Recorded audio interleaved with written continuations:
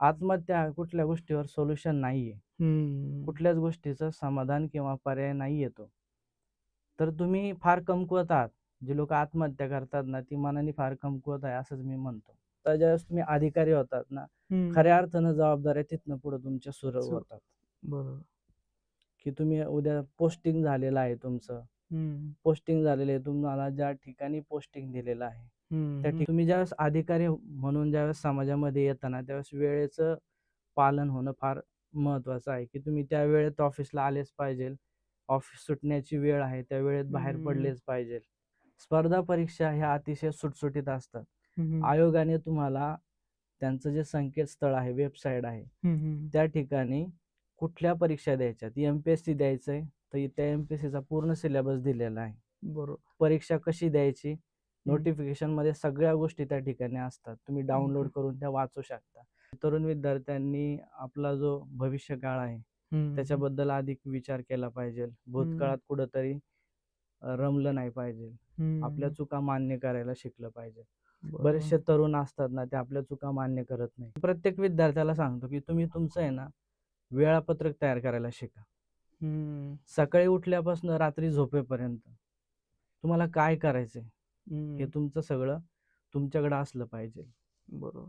जो विद्यार्थी वेळापत्रक तयार करतो आणि त्या वेळापत्रकाचा अवलंब आपल्या आयुष्यामध्ये करतो ना, तो खूप यशस्वी होतो.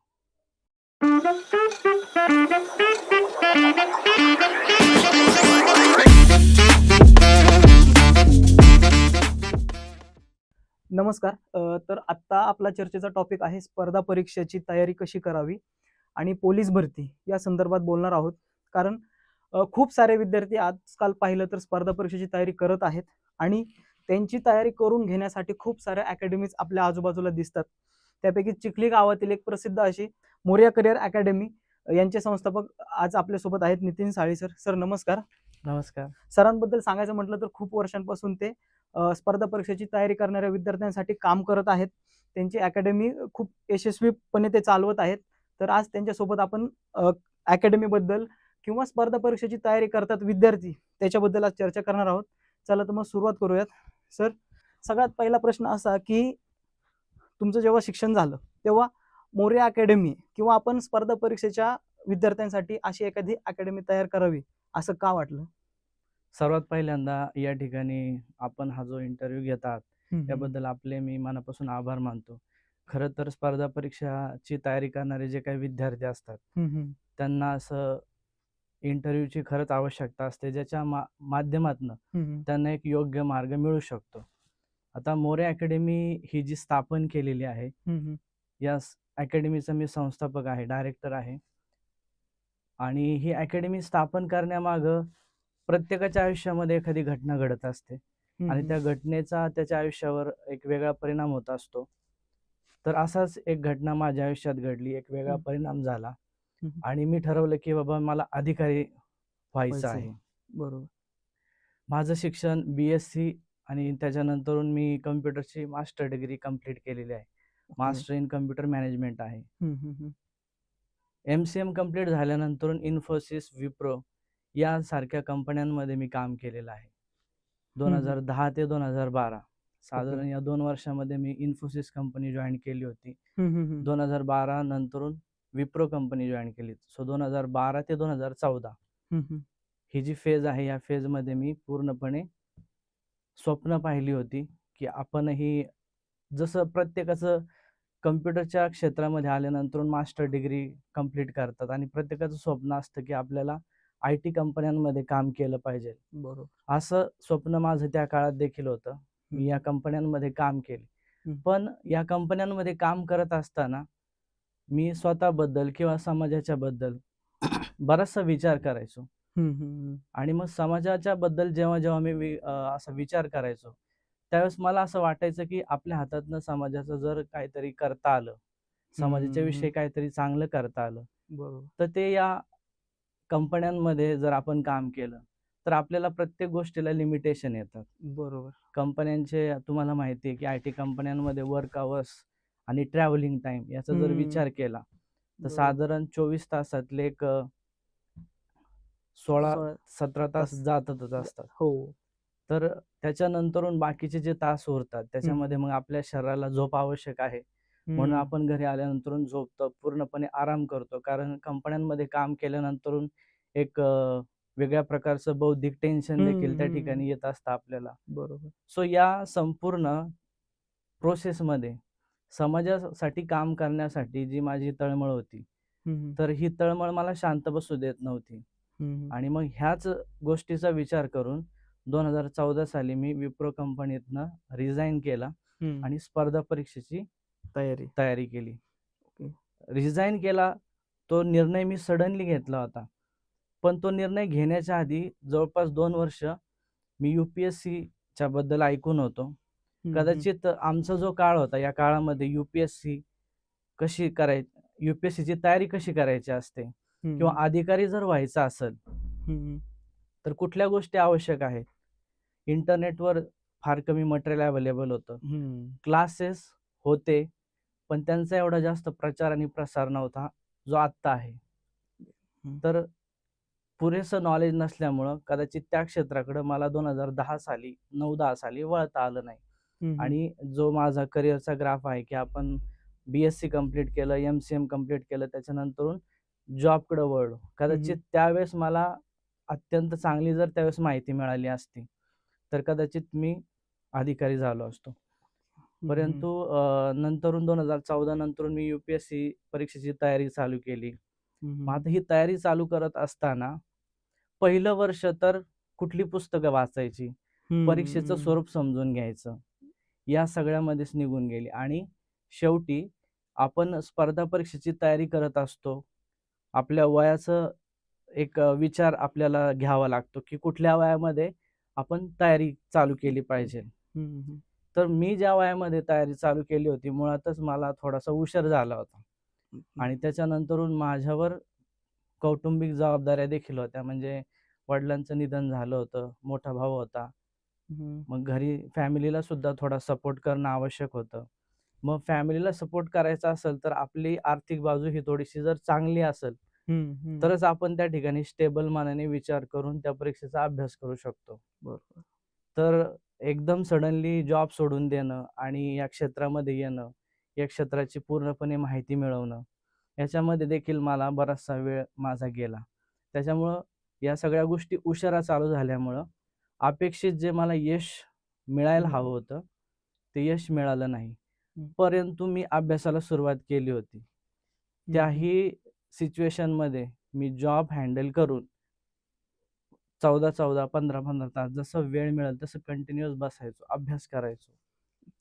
शेवटी अपयश हे फार शेवटी पदरात आल्यानंतरून पुन्हा एक असा समोर डिसिजन येत होता की परत आता IT कडे जायचं का, परत जॉब करायचं का.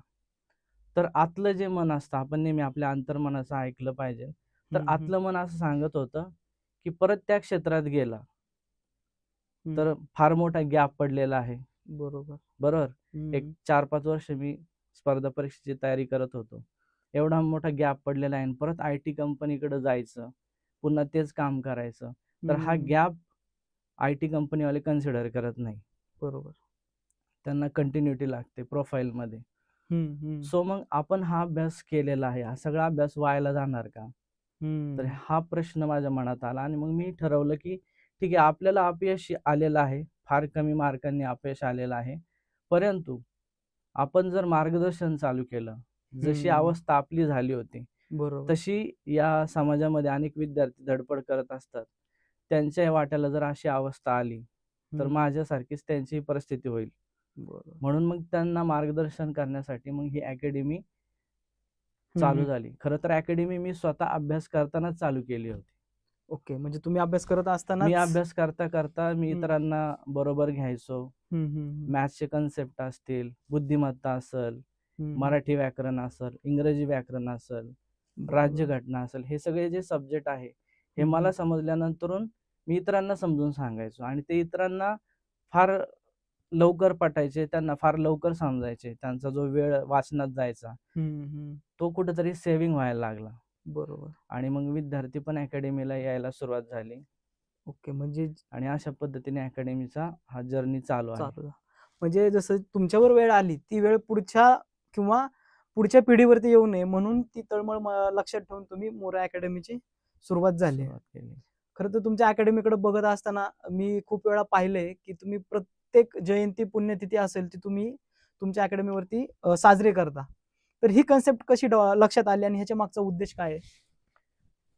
बघा आता, की आपण ज्यावेळेस शाळेमध्ये असतो, त्यावेळेस आपण हे पाहिलेलं आहे की वर्षभरात आपल्या देशासाठी योगदान दिलेले जेवढे काही महापुरुष आहेत किंवा ज्यांच्या माध्यमातून भारताला स्वातंत्र्य मिळालेलं आहे, असे सर्व क्रांतिकारी नेते असतील, महापुरुष असतील, तर यांच्या जयंत्या, पुण्यतिथ्या शाळेमध्ये आपण साजरं करताना पाहिलेलं आहे. हो, बरोबर. तर हे सगळं ज्यावेळेस आपण एखाद्या गोष्टीचा पुरेपूर अभ्यास करण्याचा प्रयत्न करतो, आता फॉर एक्झाम्पल मी इतिहासाचा अभ्यास करतोय, मला विद्यार्थ्यांना इतिहास शिकवायचा आहे. इतिहासाचे पुन्हा जर तुम्ही पाहायला गेले तर आधुनिक भारताचा इतिहास आहे, मध्ययुगीन आहे आणि प्राचीन, असे 3 विभाग आहेत इतिहासाचे पण. मग प्राचीन भारताचा इतिहास, मध्ययुगीन भारताचा इतिहास आणि आधुनिक भारताचा इतिहास.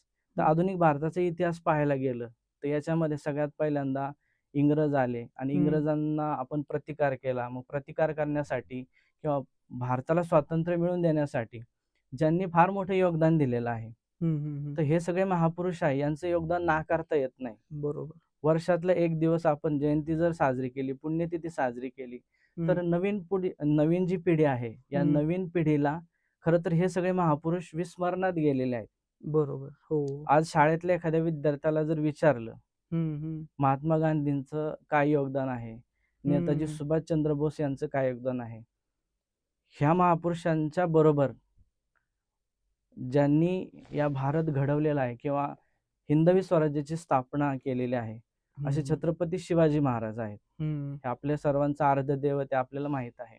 बरोबर. किंवा धर्मासाठी ज्यांनी बलिदान दिलं, धर्मवीर संभाजी महाराज, छत्रपती संभाजी महाराज, यांचं योगदान काय आहे? नवीन पिढीला ह्या सगळ्या गोष्टींचा विसर पडलेला आहे. बरोबर. योगायोगाने छावा चित्रपट आला, या माध्यमातून बऱ्याच जणांना धर्मवीर छत्रपती संभाजी महाराज काय आहे, त्यांचं काय योगदान होतं, बरोबर, हे समजलेलं आहे. हो. तर इतिहासामध्ये अशा प्रत्येक व्यक्तीचं, प्रत्येक महापुरुषाचं काहीतरी योगदान आहे. छत्रपती शिवाजी महाराज हे आपल्या सर्वांचे आराध्य दैवत आहे. बरोबर. त्यांचं देखील साम्राज्य घडवण्यासाठी आणि त्या काळी ज्या सत्ता होत्या, त्या सत्ता उलथून टाकण्यासाठी फार मोठं योगदान आहे. छत्रपती शिवाजी महाराज हे आपल्या सगळ्यांची प्रेरणा आहेत. तर हे सगळे जे महापुरुष आहेत, या सगळ्या महापुरुषांचा नवीन पिढीला विसर पडलेला आहे. आणि हे सगळं जर नवीन पिढीला जर माहिती झालं तर एक चांगला समाज निर्माण होऊ शकतो. बरोबर. या देशाचे आपण चांगले नागरिक घडवू शकतो, जे जबाबदारीने या देशात वागतील. बरोबर. आणि या देशाचे नाव वेगळ्या उंचीवर पोहोचवतील. तर हा एक छोटासा प्रयत्न म्हणून मी ही माझ्या अकॅडमीमध्ये जयंती असेल, पुण्यतिथी असेल, हे साजरी करत असतो आणि या माध्यमातून या महापुरुषांचे विचार त्यांना सांगत असतो. किंवा हे तर सगळं होत असतं, पण त्यांच्या आतमध्ये, विद्यार्थ्यांच्या आतमध्ये गुण दडलेला असतो की त्यांना त्यांच्यामध्ये पण भाषण करण्याची कला आहे. तर ही बऱ्याचदा त्यांना काय होतं की प्लॅटफॉर्म मिळत नाही. बरोबर. शाळेमध्ये बऱ्याचदा प्लॅटफॉर्म जर नाही मिळालं तर त्याच्या आतमध्ये किंवा त्याला ही जर त्याची कला आहे, ही कला जर विकसित करायची असेल तर त्याला क्लासमधनं प्लॅटफॉर्म दिलं जातं. ओके. की तो या सर्व महापुरुषांबरोबर किती माहिती, या महापुरुषांची किती माहिती गोळा करतोय, किती बोलतोय. बर. तर हा त्याच्या मागचा उद्देश आहे. नक्कीच हा उद्देश खरं म्हणजे जयंती पुण्यतिथी साजरं करणं खरंच खूप गरजेचं आहे. कारण आजकाल टीव्हीच्या माध्यमातून बघतो आपण, कार्टून आहेत, सुपरमॅन, हे असे कार्टून लोकांना त्यांना वाटतं तेच आपले आदर्श आहेत. खरं तर हे कुठेतरी बाजूला व्हायला पाहिजे आणि त्यांना आपला खरा इतिहास कळण्यासाठी खरंच हा उपक्रम, मला जो खरंच आवडला उपक्रम तुमच्या अकॅडमीचा, तो हा उपक्रम खरंच खूप भारी उपक्रम आहे. विद्यार्थ्यांना खरंच नॉलेज होईल. आता आता मी थोडा अकॅडमीच्या विरुद्ध साईडने तुम्हाला क्वेश्चन करतो की सपोज मी स्पर्धा परीक्षेची तयारी करतोय, मी माझा स्वतःचा अभ्यास केला तर माझं सिलेक्शन होऊ शकतं का? किंवा मी अकॅडमी का लावावी असं का वाटतं? म्हणजे अकॅडमी लावलीच पाहिजे का? आता ह्या प्रश्नाचं उत्तर तर मी सर्वात पहिल्यांदा सांगेल की मी एका अकॅडमीचा डायरेक्टर आहे, या नात्याने मी सांगतोय की कुठलीही अकॅडमी न जॉईन करता विद्यार्थी हा यशस्वी होऊ शकतो. त्याची जी पोस्ट आहे ती पोस्ट अचीव्ह करण्यासाठी त्यांनी स्वतःहून घरी अभ्यास जरी केला तरी तो यशस्वी होऊ शकतो. कुठलीही अकॅडमी जॉईन केली पाहिजे अशा मताचा मी अजिबात नाही. परंतु आत्ताच्या विद्यार्थ्यांमध्ये ह्या सगळ्या गोष्टी आहेत ना, यांचा अभाव आढळतो. बरोबर. म्हणजे नक्की काय वाचायचंय? आता बऱ्याचशा विद्यार्थ्यांना आम्ही विचारत असतो की तुम्ही ज्या परीक्षेचा अभ्यास करताय, तयारी करताय, त्याचा सगळ्यात पहिल्यांदा अभ्यासक्रम तुम्हाला माहिती आहे का? तर 90% विद्यार्थ्यांना आपल्याला जी पोस्ट द्यायची आहे, मग ती MPSCची असू द्या किंवा UPSCची असू द्या. बऱ्याच विद्यार्थ्यांना कलेक्टर व्हायचं असेल तर कुठली परीक्षा द्यायची हे पण माहित नसतं. म्हणजे पुरेपूर माहिती नसल्यामुळं कदाचित काय होतं की स्वतःहून अभ्यास करायला गेलं तर आपलं जे उद्दिष्ट आहे ते अचीव्ह करण्यासाठी बराचसा वेळ आपला जाऊ शकतो. आणि आताचं हे जे शतक हे 21सावं शतक आहे. विद्यार्थ्यांना सगळ्या गोष्टी ह्या शॉर्ट मध्ये पाहिजे असतात. बरोबर. आणि जर त्या शॉर्ट मध्ये नाही मिळाल्या तर ते पुन्हा त्या गोष्टी घेण्याचा किंवा त्याच्या मागं जाण्याचा प्रयत्न करत नाही. बरोबर.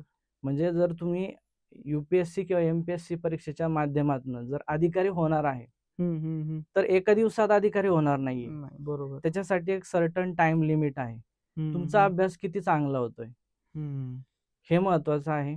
बरोबर. अभ्यास करताना तुम्ही कुठल्या गोष्टी वाचताय, कुठली रेफरन्स बुक वाचताय, कुठली पुस्तकं वाचताय. आणि सगळ्यात महत्वाचं माझं सांगणं आहे की बऱ्याचशा विद्यार्थ्यांना अभ्यासक्रमच माहित नाही. म्हणजे तुम्ही ज्या परीक्षा देण्याचा प्रयत्न करताय त्याचा अभ्यासक्रम सुद्धा तुमचा तोंडपाठ नाही. बरोबर. मग तुम्ही वाचताना कसं काय डिसाईड करणार की हा आपण जो कन्सेप्ट वाचतोय हा अभ्यासक्रमात आहे का, त्याच्या बाहेरचं काहीतरी वाचतोय. बऱ्याचदा असं होतं की मग विद्यार्थ्यांचं स्वतःला अनालिसिसच करता येत नाही. बरोबर. आणि अनालिसिस करताना त्यांना ते अनालिसिस कधी करता येतं, ज्यावेळेस ते परीक्षेची अभ्यासाची तयारी करतात, परीक्षेसाठी फॉर्म भरतात, परीक्षेच्या डेट्स येतात, डेट्स आल्यानंतर परीक्षा देतात आणि त्याच्यानंतर परीक्षा दिल्यानंतर अँसर की येते. अँसर की आली का आपण आपला स्कोअर चेक करतो आणि मग आपल्याला अंदाज येतो की आपलं सिलेक्शन होणार आहे का नाही होणार आहे. त्या टायमाला त्या विद्यार्थ्यांना कळतं की आपण वर्षभर जे काय वाचलेलं आहे ते काही रिलिव्हंटच नव्हतं. बरोबर. किंवा बरेचसे कन्सेप्ट असे होते की जे आपण वाचले त्यातले परीक्षेला आलेच नाही. तर याच्यामुळं होतंय काय की याच्यामुळं जो स्वतःहून अभ्यास करतो, सगळेच जण हुशार नसतात. स्वतःहून अभ्यास करताना काय होतं की हा जो वेळ वायाला जातोय, हा वेळ जर तुम्हाला कुठेतरी त्याचं सेव्हिंग करायचं असेल, बरोबर. हो. तर मग तुम्हाला एखाद्या अकॅडमीचा किंवा एखादं त्या क्षेत्रातलं कोणी अधिकारी असेल, तो जे काही गोष्टी सांगतोय त्या गोष्टी तुम्ही समजून घेणं गरजेचं आहे आणि त्या पद्धतीने तुमच्या कृती व्हायला पाहिजे. बरोबर. म्हणजे वेळेला महत्व आहे. एकदा वेळ हातातून गेली की परत येत नाही. त्याच्यामुळं जर तुम्हाला कळत नसेल की स्पर्धा परीक्षेची तयारी करताना नक्की काय करायला पाहिजे आणि योग्य मार्गदर्शन पाहिजे तर अकॅडमी जॉईन करणं कंपल्सरी आहे. सपोज विद्यार्थ्यांनी अकॅडमी जॉईन केली किंवा जर विद्यार्थ्यांना स्पर्धा परीक्षेची तयारी करायची असेल तर त्यांना नक्की काय काय करायला पाहिजे आणि वेळेत कसं करायला पाहिजे, काय सांगा? सगळ्यात महत्वाचं म्हणजे अकॅडमी जर तुम्हाला जॉईन करायची असेल तर अकॅडमी जॉईन करण्याच्या आधी मी हे सांगेल की तुम्हाला अधिकारी व्हायचंय का नाही. बरोबर. हे अगोदर तुम्ही ठरवा. तुम्हाला जर अधिकारी व्हायचंय, क्लास 1 ऑफिसर व्हायचंय, MPSC परीक्षा द्यायची किंवा UPSC परीक्षा द्यायची, पहिल्यांदा ह्या सगळ्या गोष्टी जाणून घेतल्या पाहिजे विद्यार्थ्यांनी. आणि सगळ्यात महत्वाचं म्हणजे की सुरुवात कधी करायची. बरोबर ना? तर तुमचं 10वी झाल्यानंतर एकतर तुम्ही 11वीला सायन्स मध्ये जाता, कॉमर्स मध्ये जाता किंवा आर्ट्स मध्ये जाता. तर ज्यावेळेस तुम्ही या 11वीला जाता, 12वीला जाता, अभ्यास करत असताना ही योग्य वेळ असते निर्णय घेण्याची की आपल्याला पुढे अधिकारी व्हायचं आहे का. आणि अधिकारी जर व्हायचं असेल तर 11वी 12वीच्या नंतर सुरुवात केली पाहिजे. याचं मी कारण असं सांगतोय की तुम्ही 11वी 12वी केलं तर त्याच्यानंतर जर तुम्हाला परत पुढं मेडिकल किंवा इंजिनिअरिंग फील्ड सोडून इतर क्षेत्राकडे जायचं असेल, ग्रॅज्युएशन करायचं असेल किंवा तुम्हाला मेडिकलची तयारी करायची, इंजिनिअरिंगची तयारी करायची, तर याच्यासाठी जो वेळ आहे त्या वेळेतला काही वेळ तुम्ही जर इकडे दिला तर साधारण हे 2 ते 3 वर्ष आहेत जे तुम्हाला मिळणार आहेत. ह्या 2 ते 3 वर्षांमध्ये तुम्हाला बऱ्यापैकी स्पर्धा परीक्षा काय असतात, UPSC काय आहे, MPSC काय आहे, यांचा अभ्यासक्रम काय आहे, कुठली रेफरन्स बुक वाचली पाहिजे. तर ह्या सगळ्या गोष्टी समजून घेण्यासाठी ही 3-1 वर्ष आवश्यक आहेत. या ओके. 3 वर्षामध्ये तुम्ही जर अभ्यास चालू केला, तर साधारण ग्रॅज्युएशन झाल्यानंतरून तुम्हाला अटेम्प्ट द्यावा लागतो. तोपर्यंत बऱ्यापैकी नॉलेज तुम्हाला आलेलं असतं. जे आत्ता जर तुम्ही पाहिलं, तर आता कसं की ग्रॅज्युएशन पर्यंत विद्यार्थ्याला माहितीच नसतं, की मला पुढे जाऊन स्पर्धा परीक्षेची तयारी करायची आहे का नाही करायची. बरोबर. त्याच्यामुळे ग्रॅज्युएशन किंवा मग इंजिनिअरिंग असेल, मेडिकल असेल, इतर सगळ्या फील्ड आहेत. या सगळ्या फील्डमध्ये विद्यार्थी काय करतात, अभ्यास करत असतात.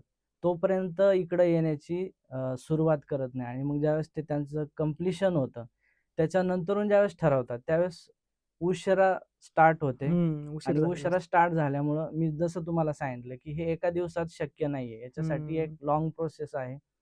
तुमचं कमीत कमी पुढे 1 ते 2 वर्ष जाणार आहे. बरोबर. तर ही तयारी तुमची असली पाहिजे, की ओके. ग्रॅज्युएशन जरी झालं तर पुढे 1-2 वर्ष आपल्याला अभ्यास समजून घेणं, अभ्यासक्रम समजून घेणं. सगळ्यात महत्त्वाचं म्हणजे नोट्स काढणं. बरेचसे विद्यार्थी आता मी याच्यामध्ये पाहतो, की कुठल्या तरी अकॅडमी जॉईन केली. सगळ्या अकॅडमी चांगल्याच असतात आणि सगळ्या अकॅडमी योग्यच मार्गदर्शन करत असतात. कारण प्रत्येक अकॅडमीचं ध्येय असतं, की अधिकारी घडवायचे. घडवायचे. बरोबर. जसं माझ्या अकॅडमीचं आहे, तसं सगळ्या अकॅडमीचं तेच ध्येय असतं. पण या ठिकाणी विद्यार्थ्यांची मानसिकता कशी असते, की समजा आता इतिहास हा विषय आपण जर कन्सिडर केला, तर त्याच्या रेडीमेड नोट्स मला मिळतात का? किंवा झेरॉक्स मला मिळतात का? तर विद्यार्थ्यांची ती मानसिकता एक आहे, की रेडीमेड ज्या नोट्स आहेत किंवा झेरॉक्स आहेत, त्या लगेच घेतात ते. ओके. ते घेण्याआधी माझं असं सांगणं आहे, की समजा तुम्हाला जर इतिहासाचा नोट्स पाहिजे ना, तुम्ही इतिहास वाचा. त्याच्या नोट्स तुम्ही स्वतः तयार करा. तुम्ही स्वतः ज्यावेळेस नोट्स तयार करता ना, त्यावेळेस प्रत्येक पानावर कुठला शब्द लिहिलाय ना, हा तुम्हाला माहित असतो. बरोबर. आणि याच्यामुळं काय होतं, की तुमच्या नोट्स या तुमच्या सदैव स्मरणात राहतात. तुम्ही कुठल्याही विषयाच्या, राज्यघटना असेल, भूगोल असेल, इतिहास असेल, भारतीय अर्थव्यवस्था असेल, हे सगळे सब्जेक्ट आहेत ना, यांची रेफरन्स बुक वाचा. जे ऑथर आहेत त्या ऑथरची बुक्स वाचा. आणि स्वतःच्या नोट्स स्वतःच्या भाषेत जोपर्यंत तयार करत नाही, तोपर्यंत यश मिळत नाही. आणि मी प्रत्येक वेळी विद्यार्थ्यांना हेच सांगत असतो, की नोट्स तयार करण्याच्या मागची भूमिका तुम्ही लक्षात घेत नाही. नोट्स का तयार करायच्या असतात, तर तुम्हाला मेन्ससाठी क्वेश्चन पेपर जो आहे, बऱ्याच जणांना, सगळ्यांना हे माहिती आहे, की प्री जी असते ती ऑब्जेक्टिव्ह असते. त्या ठिकाणी एक प्रश्न आहे आणि 4 ऑप्शन आहे. त्यातला जो ऑप्शन आहे तो तुम्हाला फक्त सिलेक्ट करायचा आहे आणि उत्तर पत्रिका जी आहे, आन्सर शीट आहे, त्याच्यात तुम्हाला फक्त सर्कल करायचंय. पण जी मेन्स तुम्हाला द्यायची आहे, ती मेन्स ही सब्जेक्टिव्ह आहे, ती ऑब्जेक्टिव्ह नाही. त्या ठिकाणी तुम्हाला प्रश्नांची उत्तरं लिहायच्यात. साधारण 3 तासाचा एक पेपर असला तर या 3 तासाच्या पेपरमध्ये तुम्हाला 20 ते 25 प्रश्न लिहायच्यात, त्यांची उत्तरं लिहायच्यात. 15 प्रश्न असतील, 20 असतील. यांची उत्तरं लिहिण्यासाठी तुमची मानसिकता तयार आहे का, की 3 तासाचा जो आपल्याला वेळ दिलेला आहे, या 3 तासाच्या वेळेमध्ये 15 प्रश्नांची उत्तरं तुम्हाला लिहिता येतात का? त्याचा सराव आहे का तुम्हाला? तर याचं उत्तर नाहीये. आणि मग इथं विद्यार्थी मेन्समध्ये मागं पडतात. आणि मग जर आपण इकडं नोट्सकडे येऊया, नोट्स जे आहे त्याच्याकडे येऊ द्या. नोट्स लिहिण्याच्या मागची हीच भूमिका आहे, की तुमचं रायटिंगचं स्पीड जर वाढलं या नोट्सच्या माध्यमातून, तर त्याचा फायदा तुम्हाला मेन्सला होतो. जर तुम्हाला रेडीमेड नोट्स मिळाल्या, तर तुम्ही ते फक्त त्याचं वाचन करता. आणि तुमच्या त्या प्रोसेस मधलं लिखाण जे आहे ना, ज्याला लिहिणं म्हणतो, ती प्रोसेस कुठेतरी स्किप होते आणि त्याचा फटका तुम्हाला मेन्सला बसतो. की प्रश्नांची उत्तरं माहिती असतात, लिहिता पण येत असतं, पण प्रश्नच कव्हर होत नाही. म्हणजे तिथंच तुम्ही त्या सिलेक्शन क्रायटेरिया मधनं आउट होता. ओके. म्हणून नोट्स स्वतःच्या हाताने लिहिणं फार महत्वाचं आहे. ओके. म्हणजे नोट्स स्वतः करणं हे तेवढंच महत्वाचं आहे. म्हणजे ह्या काही बेसिक्स तयारी आहेत ज्या स्पर्धा परीक्षा करताना विद्यार्थ्यांनी करायला पाहिजे. एक असा माझा कॉमन प्रश्न आहे, म्हणजे जो की एवढा, म्हणजे मला वाटतं कॉमेडी प्रश्न असेल तो, की स्पर्धा परीक्षा एवढ्या हार्ड का असतात बरं? त्याच्या मागचं कारण काय असू शकतं? स्पर्धा परीक्षा या हार्ड नसतात. त्याचं स्वरूप तुम्हाला जोपर्यंत समजत नाही, तोपर्यंत ते तुम्हाला सगळंच हार्ड वाटतं. स्पर्धा परीक्षा ह्या अतिशय सुटसुटीत असतात. आयोगाने तुम्हाला त्यांचं जे संकेतस्थळ आहे, वेबसाईट आहे, त्या ठिकाणी कुठल्या परीक्षा द्यायच्यात, MPSC द्यायचंय तर त्या MPSCचा पूर्ण सिलेबस दिलेला आहे. बरोबर. परीक्षा कशी द्यायची, नोटिफिकेशन मध्ये सगळ्या गोष्टी त्या ठिकाणी असतात. तुम्ही डाउनलोड करून त्या वाचू शकता. तुम्हाला MPSC द्यायची तर परीक्षा देण्याच्या एक वर्ष आधी नोटिफिकेशन येतं, त्याच्यामध्ये सिलेबस काय आहे तो त्या ठिकाणी दिलेला असतो. बरोबर. आपण तिकडं जात नाही, ते वाचनच करत नाही आणि मग आपल्याला हे सगळं अवघड वाटतं. बरोबर. कारण हा प्रश्न विचारण्याचं कारण की माझे काही मित्र आहेत जे तयारी करतात, त्यांना मी पाहतो की ते 20-20, 22-22 तास अभ्यास करतात आणि वरतून म्हणतात की हे खूप हार्ड आहे. म्हणून हा प्रश्न विचारला की एवढ्या हार्ड का असतात?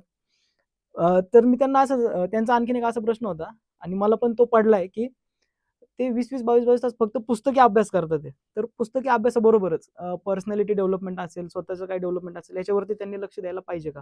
नक्की 100% की स्वतःचा विकास हा फार महत्वाचा आहे. कारण तुम्ही भविष्यामध्ये अधिकारी होणार आहे. बरोबर. बरोबर.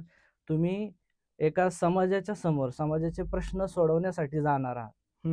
त्यामुळे तुम्ही देखील तेवढं कॅपेबल असलं पाहिजे. तुमच्याकडे पण तेवढ्या क्षमता असल्या पाहिजे. म्हणून तुम्ही स्वतः पण विकसित होणं गरजेचं आहे.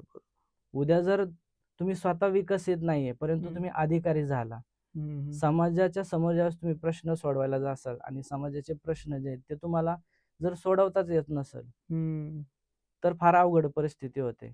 आणि मुळातच आयोग जो इंटरव्ह्यू घेत असतो त्या इंटरव्ह्यू मध्ये आयोगातले जे सगळे पॅनलचे मेंबर असतात ते अशा पद्धतीने प्रश्न विचारतात की त्या ठिकाणी त्यांना कळतं की बाबा हा अधिकारी होऊ शकतो, नाही होऊ शकतो, त्याच्यामध्ये स्वतः किती क्षमता विकसित आहे, तो किती मॅच्युअर्ड आहे किंवा तो डिसिजन घेऊ शकतो की नाही घेऊ शकत.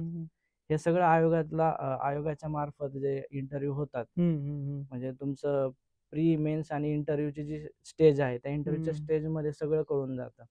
त्याच्यामुळे जर तुम्हाला अधिकारी व्हायचं आहे ना तर सगळ्यात पहिल्यांदा तुम्ही एक चांगला व्यक्ती म्हणून तयार झालं पाहिजे. आणि तुम्हाला जर एक चांगला व्यक्ती व्हायचा असेल तर अभ्यास करताना मग जे महापुरुष आहेत त्यांची जी मोटिवेशनल पुस्तकं आहेत, इन्स्पिरेशनल पुस्तकं आहेत, ही पुस्तकं तुम्ही वाचली पाहिजे. बरोबर.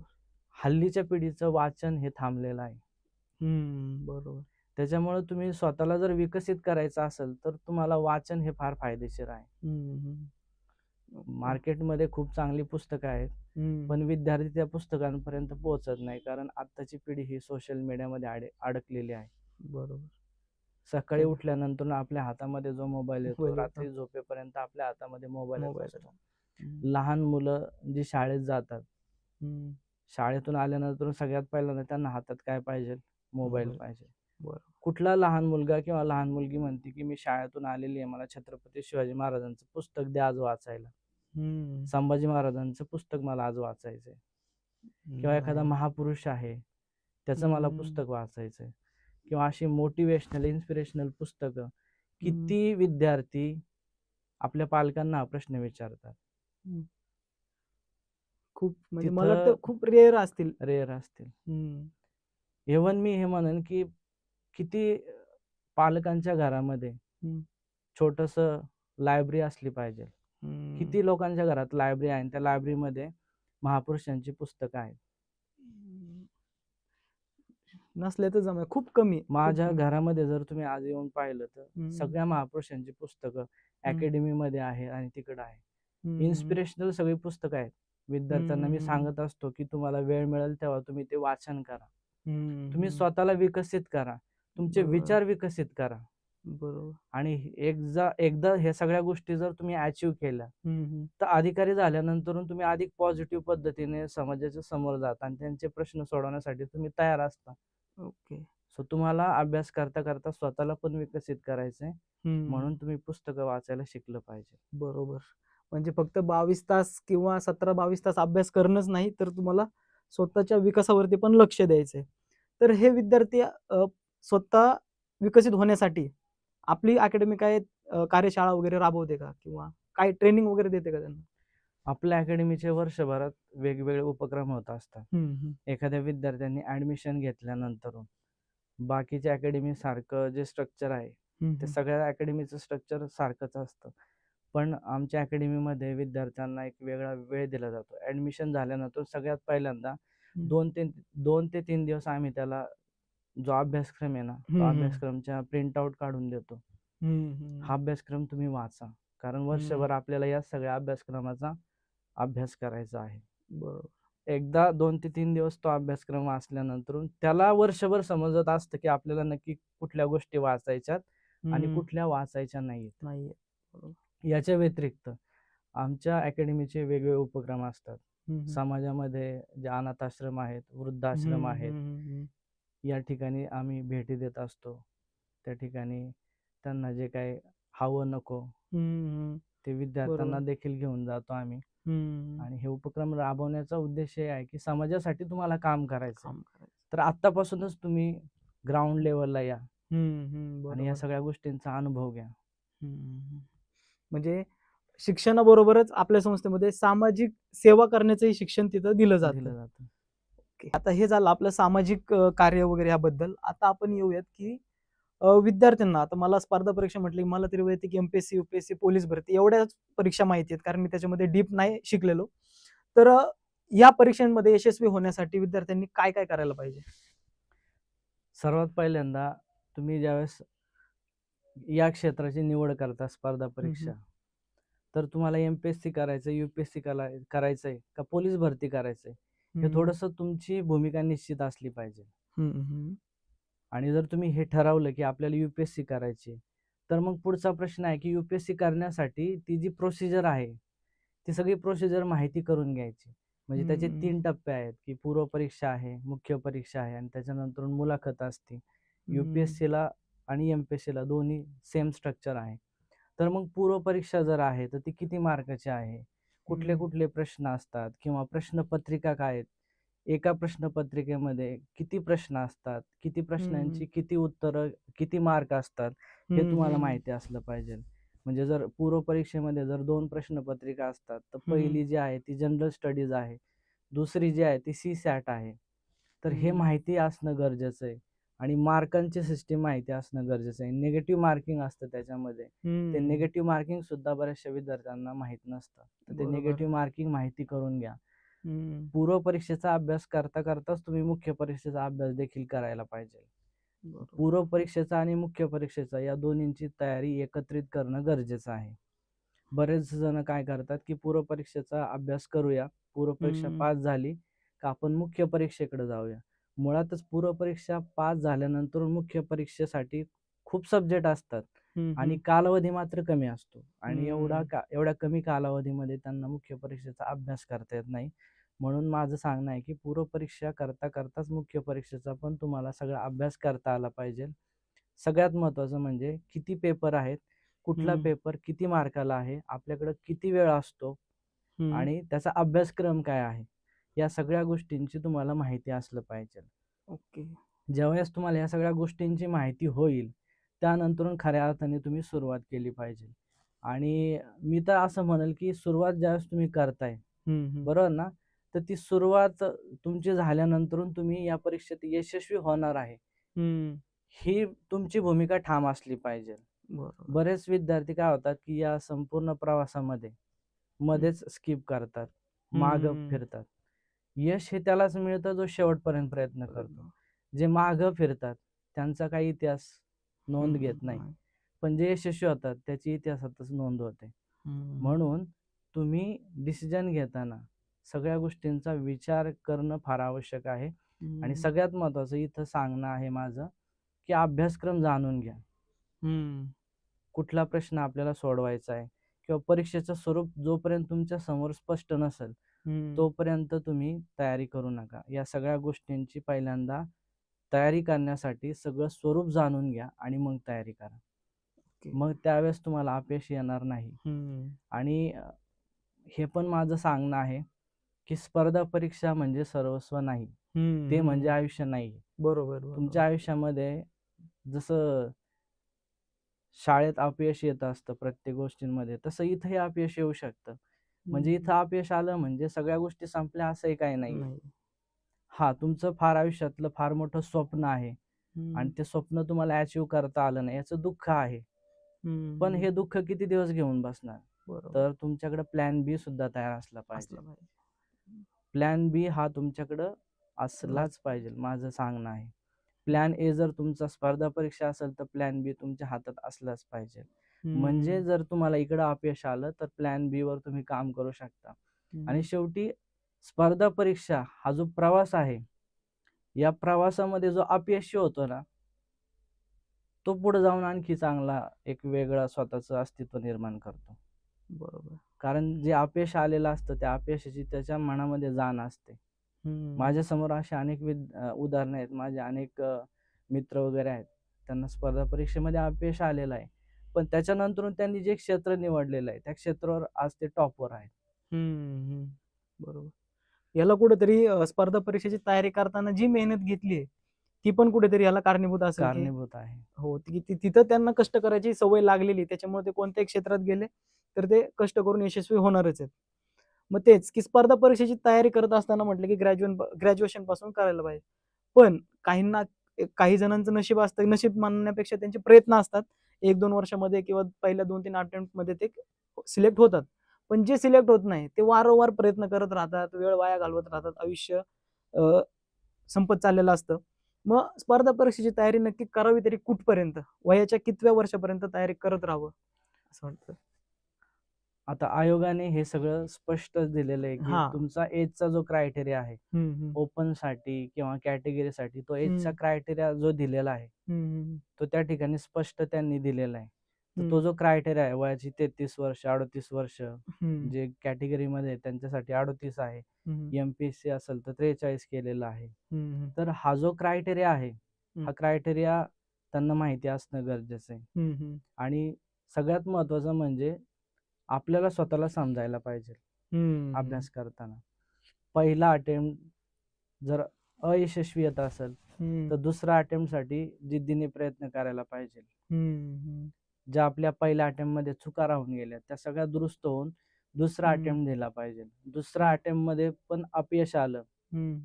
तर तिसरा अटेम्प्ट हा तुमचा जास्त प्रभावी असतो आणि हं. तिसऱ्या अटेम्प्टला तुम्ही जास्त परिपक्व झालेले असतात. त्याच्यामुळं हं. चुका ह्या तुमच्या तिसऱ्या अटेम्प्टमध्ये फार कमी होतात. हं. आणि मग या ठिकाणी जर तुमच्या चुका कमी होतात, तर हं. तिसऱ्या अटेम्प्टमध्ये तुमचं यश कुठेतरी दडलेलं असतं. हं. तिसरा अटेम्प्ट देऊन पण जर तुम्हाला यश नाही आलं, तर हं. मग एकदा आत्मपरीक्षण केलं पाहिजे. प्रत्येक ओके. अटेम्प्ट नंतरून आत्मपरीक्षण केलं पाहिजे. पण हं. तिसरा अटेम्प्ट दिल्यानंतरून एकदा आत्मपरीक्षण केलं पाहिजे. हं. तुमच्यावर जर घरातल्या कौटुंबिक जबाबदाऱ्या हं. असतील, हं. तर त्या पण ओळखणं गरजेचं आहे. बरोबर. कारण ही जी अशी स्टेज असते, की या स्टेजमध्ये आई-वडील तुमच्यावर डिपेंडंट म्हणजे नाही का स्वप्न राहतात. पाहत असतात, हं. की हं. आता शिक्षण पूर्ण झालेलं आहे, स्पर्धा परीक्षा करतोय, आहे हं. ना? मग स्पर्धा परीक्षेच्या माध्यमातून अधिकारी होणार आहे. जसं हं. समाज देखील तुमच्याकडे पाहत असतो, आजूबाजूचे लोक असतात, तुमचे नातेवाईक असतात. तसे तुमच्या घरातले पण तुमच्याकडे पाहतच असतात, बरोबर. की तुम्ही या परीक्षेमध्ये जर अपयश येतंय, तर मग हं. तुम्ही स्वतःहून वेगळा मार्ग निवडताय का? कुठलाही पालक असं म्हणत नाही आपल्या पाल्यांना किंवा विद्यार्थ्यांना, की आता तू परीक्षेची तयारी थांबव. हं. नाईलाजास्तव काहींना बोलावं लागतं. कारण जर विद्यार्थ्याला स्वतःच्या घरातली परिस्थिती आणि बाकीच्या गरजा हे जर ओळखता हं. येत नसेल, तर मग त्या ठिकाणी तुम्ही स्वतः आत्मपरीक्षण करणं गरजेचं आहे, की बरोबर. अजून आपण किती वर्ष प्रयत्न करायचे. हं. कारण आपल्यावर आपलं वय झालेलं असतं. आपल्यावर आपल्या आईचा, वडिलांचा किंवा सामाजिक ज्या गरजा आहेत किंवा घरातल्याच काही आर्थिक गरजा आहेत, ह्या हं. सगळ्या गरजांचा लोड आलेला असतो. ते बरोबर. ओळखणं गरजेचं आहे आणि ते ओळखून प्रत्येकाने निर्णय घेतला पाहिजे. म्हणजे योग्य वेळी. कारण काही जण मी बघतोय, की 7-8 वर्ष झालं ते त्याच्याच मागे चालू आहे. दुसरं सगळं बंद आहे. पण ते त्याच्याच मागे चालू आहे. ठीक आहे, एका लिमिटपर्यंत तुम्ही ते करू शकता, पण कुठेतरी थांबायला पाहिजे आणि त्याला पर्यायी मार्ग अवलंबला पाहिजे. ठीक आहे, हे झालं. आता आपण स्पर्धा परीक्षेविषयी बोललो. पण आता माझ्याकडे असे 2 मला तुमच्याकडून ओपिनियन पाहिजेत, की जो स्पर्धा परीक्षेत यशस्वी झालाय, जो अधिकारी झालाय, त्याला तुम्ही काय सल्ला द्याल? किंवा जो अपयशी झालाय, आता यशस्वी झालाय, अधिकारी झालाय, तो तो तर खुश असणार. पण त्याने काम कसं केलं पाहिजे किंवा त्याने वावरताना कसं वावरलं पाहिजे ह्याच्याबद्दल एखादा सल्ला आणि जो अपयश आलंय त्याला, तो खूप टेन्शनमध्ये आहे, तर त्याला काय सल्ला द्याल? आता सर्वात पहिल्यांदा जो स्पर्धा परीक्षेमध्ये यशस्वी झालेला आहे, हं. तर या ठिकाणी आयोगाने जे अभ्यासक्रम डिझाइन केलेले आहेत, हं, हं, हं. म्हणजे जे अभ्यासक्रममध्ये मुख्य परीक्षेमध्ये इथिक्स आणि इंटिग्रिटी नावाचा एक सब्जेक्ट आहे. तर या सब्जेक्टमध्ये सगळ्या प्रश्नांची उत्तर आहेत, की त्यांनी अधिकारी झाल्यानंतर कसं वागलं पाहिजे. बरोबर. ते होण्याच्या आधी त्या अभ्यासक्रमामध्ये बऱ्याचशा गोष्टी आहेत. ते जर तो व्यवस्थित वाचत असेल तर त्याला कळणार आहे की आपण अधिकारी झाल्यानंतर आपण समाजाचं प्रतिनिधित्व करणार आहे. समाजाच्या ज्या समस्या आहेत त्या समस्या सोडवण्याचा प्रयत्न करणार आहे. त्यामुळे अधिकारी झाल्यानंतर त्याचं वागणं हे अधिक जबाबदार असलं पाहिजे. तो जे काही स्टेटमेंट देतोय समाजाच्या समोर ते अजिबात कॉन्ट्राडिक्ट नको. बरोबर. ते फार मॅच्युअर्ड स्टेटमेंट असले पाहिजे. त्यासाठी त्यांनी सगळ्या गोष्टींचा अभ्यास करणंही गरजेचं आहे किंवा अभ्यास करूनच तुम्ही तिथपर्यंत पोहोचलेले असतात. बरोबर. बरोबर. त्याच्यानंतर समाजाच्या प्रश्नांना फर्स्ट प्रायोरिटी त्यांनी देणे गरजेचं आहे. बरोबर. सगळ्यात महत्वाचं म्हणजे त्यांनी आपल्या आयुष्यामध्ये वेळेचं पालन केलं पाहिजे. बरोबर. आपण बरेचसे सरकारी ऑफिसेस पाहतो जे सरकारी अधिकारी आहेत. त्या ठिकाणी ऑफिसची जी वेळ असते, सरकारी कार्यालयांची वेळ असते, त्याच्यामध्ये अर्धा तास, एक तास अधिकारी उशिरा पोहोचलेले आपण पाहिलेले. बाहेर लोकांच्या रांगा लागलेल्या असतात आणि त्या अधिकाऱ्यांचं डेस्परेटली वेट करत असतात. आणि अधिकारी आता कधी कधी काय होतं की अधिकारीला कधी कुठं एखाद्या फील्डवर जायचं असतं किंवा तिथल्या गोष्टींचं माहिती घेऊन त्याला ऑफिसला यायचं असतं. तर असे भाग वेगळे. परंतु तुम्ही ज्यावेळेस अधिकारी म्हणून ज्यावेळेस समाजामध्ये येताना त्यावेळेस वेळेचं पालन होणं फार महत्वाचं आहे, की तुम्ही त्या वेळेत ऑफिसला आलेच पाहिजे. ऑफिस सुटण्याची वेळ आहे त्या वेळेत बाहेर पडलेच पाहिजे. किंवा तिथं जर ऑफिस सुटताना समोर लोक आहेत, त्यांच्या समस्या आहेत, तर त्या समस्या सोडवल्याशिवाय तुम्हाला जाता येणार नाही. बरोबर. म्हणजे तुम्हाला वेळेचं जाण्यासाठी बंधन पाहिजे, येण्यासाठी बंधन नसावं. आता 5 वाजले किंवा 6 वाजले आणि आता माझी ड्युटी संपलेली असं नको व्हायला. कारण जे येणारे नागरिक असतात त्यांच्या समस्या कधी कधी एखादा नागरिक एकाच दिवशी 2-2, 3-3 वेळा रिपीट होत असतो. कुठलं तरी डॉक्युमेंट राहिलेलं असतं म्हणून परत पाठवलेलं असतं. तर ह्या सगळ्या गोष्टींना तुम्ही महत्त्व देणं गरजेचं आहे. आणि सगळ्यात महत्त्वाचं म्हणजे की तुम्ही एक जबाबदार अधिकारी होण्यासाठी तुम्हाला तुमच्या जबाबदाऱ्या समजून घ्यायला पाहिजे. बरोबर. एक अधिकारी आहे, तुमचं देखील स्वतःचं कुटुंब आहे. कुटुंबासाठी देखील तुम्ही तेवढाच वेळ दिला पाहिजे. बरोबर. तुमच्याही कुटुंबामध्ये मुलं आहेत, मुली आहेत, म्हणजे फॅमिलीसाठी पण तुम्ही तेवढा टाइम स्पेंड करणं गरजेचं आहे. तुम्हाला तुमचं कुटुंब देखील फार चांगल्या पद्धतीने सांभाळता आलं पाहिजे. आणि तुम्ही बाहेर जाताय तर हे सगळं मोठं कुटुंब आहे, त्यांना देखील तुम्हाला सांभाळायचं आहे. बरोबर. हे झालं सिलेक्शन झालं त्याचं. पण ज्याचं सिलेक्शन होत नाही, तो खूप टेन्शनमध्ये असतो, डिप्रेशनमध्ये नव्हे तर कधी-कधी काही जण सुसाईडचा देखील विचार करतात. तर ह्यांच्यासाठी काय सल्ला द्याल?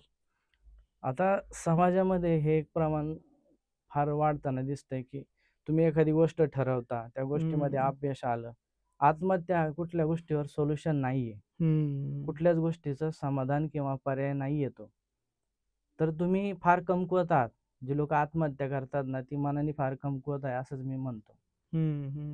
कारण तुम्ही ही सगळ्या प्रोसेस अंडरस्टँड करा. बरोबर. ज्या आई-वडिलांनी तुम्हाला जन्म दिलेला आहे, ज्यांनी आपल्या डोळ्यामध्ये काहीतरी स्वप्न पाहिलेले आहे तुमच्याविषयी. तुम्ही एकदा आत्महत्या करता, त्या टायमाला तुमच्या डोळ्याच्या समोर तुमचे आई-वडील येत नाही का? त्यांची स्वप्न दिसत नाही का? बरोबर. तुम्हाला तुमचे मित्र, मैत्रिणी दिसत नाही का? सडनली डिसिजन घेता तुम्ही. हे सगळं चुकीचं आहे. तुम्ही स्वतः ज्यावेळेस मनाने परिपक्व असताना त्यावेळेस हे डिसिजन तुमच्या जवळ येत नाही. अपयश हे अंतिम नाहीये. बरोबर. आणि आत्महत्या हा त्याच्यावर पर्याय तर नक्की नाहीये. त्याच्यामुळं अपयश आलं तर अपयश ही यशाची पहिली पायरी आहे. अपयश कुठला व्यक्ती आहे की ज्याने पहिल्या अटेम्प्ट मध्ये त्याला यश मिळालेलं आहे? सगळी उदाहरणं तुम्ही पहा, इतिहास पहा. त्या इतिहासातली सगळी उदाहरणं जर पाहिली तर प्रत्येक ज्या व्यक्तीचं आज नाव झालेलं आहे त्याला सुरुवातीला अपयशच आलेलं आहे. बरोबर. खूप उदाहरणं घ्या तुम्ही. अपयश हे सुरुवातीला येतं. अपयश आल्याशिवाय तुम्हाला यशाचं महत्व देखील समजत नाही. बरोबर. आणि जो व्यक्ती प्रयत्न करतोय त्याला यश येतं, त्याला यशाचा अहंकार पण चढता कामा नये. बरोबर. की आपण विजय झालेलो आहे किंवा यश आपल्याला मिळालेलं आहे. बऱ्याच जणांना त्याचा अहंकार देखील असतो. तर हा अहंकार अजिबात बाळगता कामा नये. आणि जे अपयश आलेले आहे त्यांनी अधिक आपण ज्या काही चुका केलेल्या आहेत त्या चुका दुरुस्त करायला शिकलं पाहिजे. है ना. आपले आई वडील जर आपल्या डोळ्याच्या समोर असतील, ज्याच्या डोळ्याच्या समोर आई वडील आहेत, ज्याच्या डोळ्याच्या समोर छत्रपती शिवाजी महाराज आहेत, ज्याच्या डोळ्याच्या समोर छत्रपती संभाजी महाराज आहेत, ज्याच्या डोळ्याच्या समोर आपल्या महान घटनेचे शिल्पकार डॉक्टर बाबासाहेब आंबेडकर आहे, त्यांचं आयुष्य पहा. या सगळ्या महापुरुषांच्या आयुष्यामध्ये त्यांना स्ट्रगल आहे.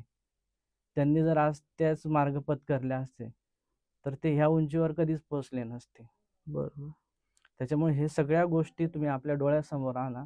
नक्कीच आत्महत्येचे जे विचार आहे ते तुमच्या मनात कधीही येणार नाही. बरोबर. म्हणजे जरी अपयश आलं तर खचून न जाता पर्यायी मार्ग अवलंबणे, कष्ट करत राहणे, नक्कीच कधी ना कधीतरी यश येणार. फक्त तुमचे कष्ट जे आहेत प्रामाणिकपणे पाहिजेत.